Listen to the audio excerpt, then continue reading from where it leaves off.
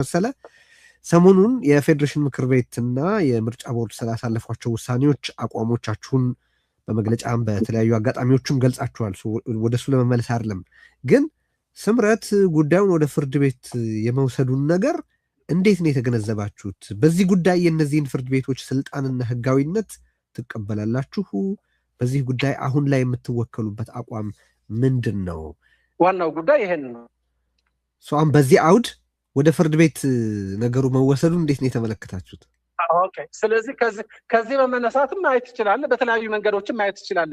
እሱ የተለያዩ ነገሮችን የሚያመጣ ነው። ኦኬ በዚህ አውድ ካየኸው ማለት ወደ ፌዴሬሽን ምክር ቤት የሚወሰድ ወደ ፍርድ ቤት ምንም የፌዴራል ቤት ጉዳይ አይደለም። ግን ወደ ኬዙ ከፌዴራል ምንድነው ከፍርድ ቤት ውጭ ወደ ፌዴሬሽን ምክር ቤት የሚወሰድ ቢሆን ኖሮ ራሱ በዚህ ሰዓት ወደ ፌዴሬሽን ምክር ቤት መውሰዱ አይቻልም።